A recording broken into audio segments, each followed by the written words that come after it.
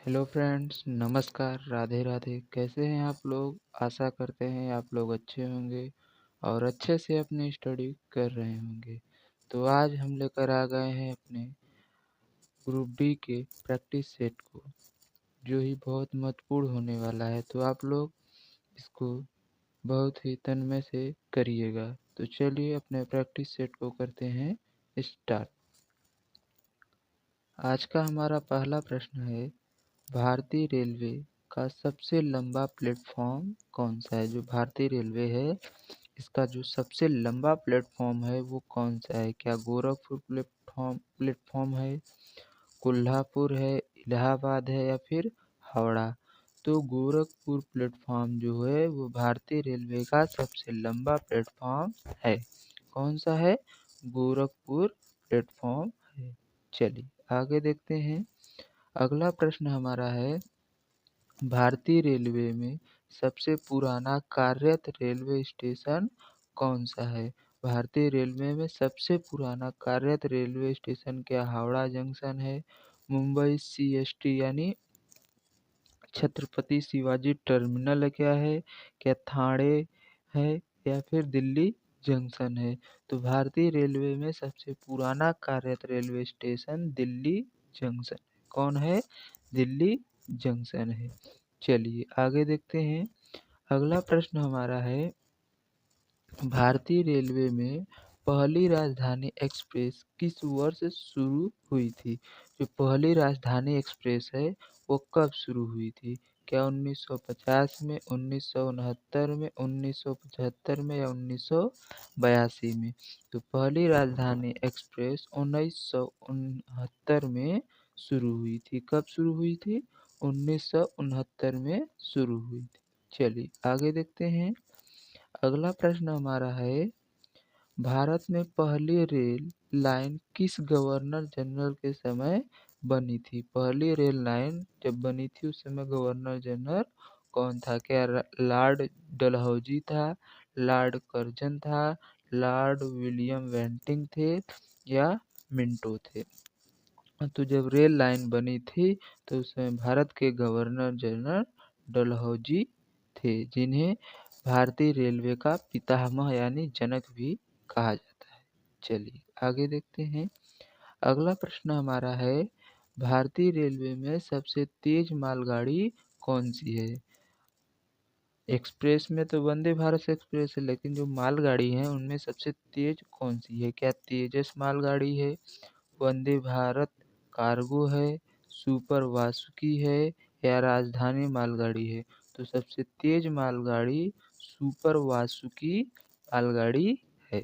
चलिए आगे देखते हैं। अगला प्रश्न हमारा है, भारतीय रेलवे की पहली इलेक्ट्रिक ट्रेन कौन सी है? जो भारतीय रेलवे है इसकी पहली इलेक्ट्रिक ट्रेन कौन सी है? क्या डेक्कन क्वीन है, वंदे भारत है, राजधानी है या बॉम्बे बीटी टू कुर्ला है? तो पहली electric train Bombay BT to Kurla express है, जो पहली इलेक्ट्रिक ट्रेन थी। चलिए आगे देखते हैं। अगला प्रश्न हमारा है, भारतीय रेलवे की सबसे पुरानी मेट्रो सेवा कहाँ है? जो भारतीय रेलवे है इसमें सबसे पुरानी मेट्रो सेवा क्या दिल्ली में है, कोलकाता में है, मुंबई में है या फिर बेंगलुरु में है? तो सबसे पुरानी मेट्रो सेवा कोलकाता में शुरू हुई थी, सबसे पहले भी शुरू की गई थी। चलिए आगे देखते हैं। अगला प्रश्न हमारा है, भारतीय रेलवे में सबसे अधिक कमाई करने वाला रेलवे स्टेशन कौन सा है? जो भारतीय रेलवे है इसमें कौन से रेलवे स्टेशन से सबसे अधिक आमदनी प्राप्त होती है? क्या मुंबई सीएसटी से होती है, हावड़ा जंक्शन से होती है, दिल्ली से होती है या सियालदह से होती है? तो कहाँ से होती है? नई दिल्ली जंक्शन से सबसे अधिक आय की प्राप्ति होती है। चलिए आगे देखते हैं। अगला प्रश्न हमारा है, भारतीय रेलवे में पहला प्राइवेट ट्रेन कॉरिडोर कौन सा है? जो भारतीय रेलवे है इसमें पहला प्राइवेट यानी पहले क्या थे, सरकारी थे, उसके बाद पहला जो प्राइवेट बना वो कौन सा कॉरिडोर था? क्या तेजस एक्सप्रेस है, वंदे भारत एक्सप्रेस है, राजधानी एक्सप्रेस है या फिर दुरंतो एक्सप्रेस है? तो पहला प्राइवेट ट्रेन कॉरिडोर तेजस एक्सप्रेस है। कौन सा? तेजस एक्सप्रेस जो है वो पहला प्राइवेट ट्रेन कॉरिडोर है। वंदे भारत एक्सप्रेस भारत की सबसे तेज चलने वाली रेलगाड़ी है जिसकी स्पीड 180 किमी प्रति घंटा है। कितना है? 180 किलोमीटर प्रति घंटा है। चलिए आगे देखते हैं। अगला प्रश्न हमारा है, भारत की पहली double decker train AC train कौन सी है? डबल डेकर एसी ट्रेन कौन सी है? डबल डेकर नहीं, बस डबल डेकर एसी ट्रेन कौन सी है? हावड़ा धनबाद है, मुंबई अहमदाबाद है, चेन्नई बेंगलुरु है या दिल्ली जयपुर है? तो कौन सी है? मुंबई अहमदाबाद जो ट्रेन है वो डबल डेकर एसी ट्रेन थी, पहली मुंबई अहमदाबाद के लिए। आगे देखते हैं। अगला प्रश्न हमारा है, सबसे हल्की गैस कौन सी होती है? क्या ऑक्सीजन है, हाइड्रोजन है, नाइट्रोजन है या फिर हीलियम है? तो सबसे हल्की गैस हाइड्रोजन होती है। कौन सी गैस है सबसे हल्की? हाइड्रोजन। चलिए आगे देखते हैं। अगला प्रश्न हमारा है, सबसे कठोर धातु कौन सी होती है? लोहा है, टंगस्टन है, प्लेटिनम है या फिर सोना है? तो सबसे कठोर धातु में टंगस्टन होता है। क्या होता है? टंगस्टन। चलिए आगे देखते हैं। अगला प्रश्न हमारा है, जल का रासायनिक सूत्र क्या होता है? क्या CO2 है, H2O है, O2 है या NaCl है? तो जल का रासायनिक सूत्र H2O है। H के 2 मॉलिक्यूल और ऑक्सीजन के 1 मॉलिक्यूल मिलकर जल का निर्माण कहते हैं। चलिए आगे देखते हैं। अगला प्रश्न हमारा है, न्यूटन का तीसरा नियम क्या था? जो न्यूटन साहब थे इन्होंने अपने 3 नियम दिए थे, उसमें तीसरा नियम क्या था? क्या पहला था कि हर क्रिया के बराबर विपरीत क्रिया होती है, संवेग संरक्षण का नियम, बल बराबर द्रव्यमान गुणे त्वरण, गुरुत्वाकर्षण का नियम। तो न्यूटन का तीसरा नियम था कि हर क्रिया के विपरीत प्रतिक्रिया होती है। क्या? हर क्रिया के विपरीत कोई न कोई प्रतिक्रिया होती है, जिसे क्रिया प्रतिक्रिया का भी नियम बोलते थे। ये न्यूटन का तीसरा नियम था। दूसरा नियम बल बराबर द्रव्यमान गुणे त्वरण था। क्या था? बल बराबर द्रव्यमान गुणे त्वरण न्यूटन का दूसरा नियम था। चलिए आगे देखते हैं। अगला प्रश्न हमारा है, शरीर में पाचन क्रिया में कौन सा एंजाइम मदद करता है? क्या माइलेज करता है, ट्रिप्सिन करता है, पेप्सिन करता है या यह सभी करते हैं? तो शरीर में पाचन क्रिया में ये सभी यानी इमाइलेज, ट्रिप्सिन और पेप्सिन एंजाइम मदद करते हैं। कौन? ये सभी। चलिए आगे देखते हैं। अगला प्रश्न हमारा है, किस तत्व को आकाशीय धातु कहा जाता है? कौन सा तत्व है जिसे आकाशीय धातु कहते हैं? लोहा को कहते हैं, टाइटेनियम को कहते हैं, प्लेटिनम को कहते हैं या फिर एल्युमिनियम को कहते हैं? तो आकाशीय धातु एल्युमिनियम तत्व को कहते हैं। किस तत्व को? एल्युमिनियम तत्व को आकाशीय धातु के रूप में जाना जाता है। चलिए आगे देखते हैं। अगला प्रश्न हमारा है, विद्युत धारा की इकाई क्या होती है? क्या वोल्ट है, ओम है, वाट है फिर या फिर एम्पियर है? तो विद्युत धारा की इकाई एम्पियर होती है। क्या होती है? एम्पियर विद्युत धारा की इकाई होती है। चलिए आगे देखते हैं। अगला प्रश्न हमारा है, लिटमस पेपर किसे पहचानने के लिए प्रयोग किया जाता है? जो लिटमस पेपर पर एक्सपेरिमेंट किया जाता है वो किसकी पहचान के लिए?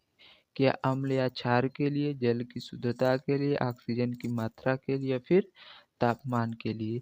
तो लिटमस पेपर का प्रयोग अम्ल और क्षार को पहचानने के लिए किया जाता है। इसमें अम्ल लिटमस पेपर अम्ल और क्षार की क्रिया में लाल और नीला हो जाते हैं। नीला होने पर लाल, लाल होने पर नीला हो जाते हैं। चलिए आगे देखते हैं। अगला प्रश्न हमारा है, दर्पण में बनने वाली छवि कैसी होती है? क्या आभासी उल्टी होती है, वास्तविक सीधी होती है, आभासी सीधी होती है या फिर वास्तविक उल्टी होती है? तो दर्पण में बनने वाली छवि आभासी और सीधा होती है। क्या होती है? आभासी और सीधा होती है। चलिए आगे देखते हैं। अगला प्रश्न हमारा है, ओजोन परत मुख्य रूप से किसे रोकता है? जो ओजोन परत है जिसमें ओजोन गैस की लेयर है, वो मुख्य रूप से किसको रोकता है? पराबैंगनी किरणों को, रक्त किरणें, गामा किरणें या फिर एक्स रे किरणें। तो पराबैंगनी किरणों को ओजोन परत रोकता है। किनको? पराबैंगनी किरणों को। चलिए आगे देखते हैं।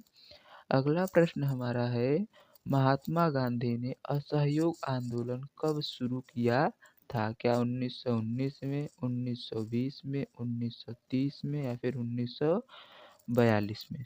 तो महात्मा गांधी ने असहयोग आंदोलन 1920 में शुरू किया था। कब शुरू किया था? 1920 में। चलिए आगे देखते हैं।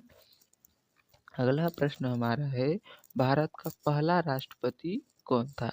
क्या जवाहरलाल नेहरू थे, सरदार पटेल थे, राजेंद्र प्रसाद थे या फिर महात्मा गांधी थे?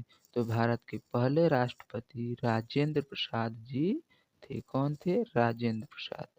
चलिए आगे देखते हैं। अगला प्रश्न हमारा है, संविधान सभा के अध्यक्ष कौन थे? डॉक्टर भीमराव अंबेडकर थे, जवाहरलाल नेहरू थे, राजेंद्र प्रसाद थे या फिर सरदार पटेल थे? तो संविधान सभा के अध्यक्ष डॉक्टर राजेंद्र प्रसाद जी थे। कौन थे? डॉक्टर राजेंद्र प्रसाद। चलिए आगे देखते हैं। अगला प्रश्न हमारा है, भारतीय संविधान का कौन सा अनुच्छेद आपातकाल से संबंधित है? क्या अनुच्छेद 32 है, अनुच्छेद 356 है, अनुच्छेद 360 है या 360 और 356 दोनों है? तो भारतीय संविधान में अनुच्छेद 352, 356 व 360 आपातकाल से संबंधित है। तो इसमें केवल दो विकल्प दिए हैं, बी और सी, इसलिए इसका डी राइट आंसर हो जाएगा। क्या? D right answer. चलिए आगे देखते हैं। अगला प्रश्न हमारा है, भारत का पहला आम चुनाव कब हुआ? क्या 1947 में हुआ, 1950 में, 1951 या 1955 में? तो इस क्वेश्चन का जवाब आप लोग हमें कमेंट बॉक्स में देंगे। आप लोगों के लिए यह होमवर्क है। तो चलिए आज के लिए बस इतना ही। आशा करते हैं आप लोगों को क्लास समझ में आई होगी। क्लास कैसी लगी कमेंट कर कर ज़रूर बताइएगा। अगर कोई डाउट हो तो कमेंट के माध्यम से पूछ सकते हैं। तो चलिए मिलते हैं नेक्स्ट क्लास में। तब तक के लिए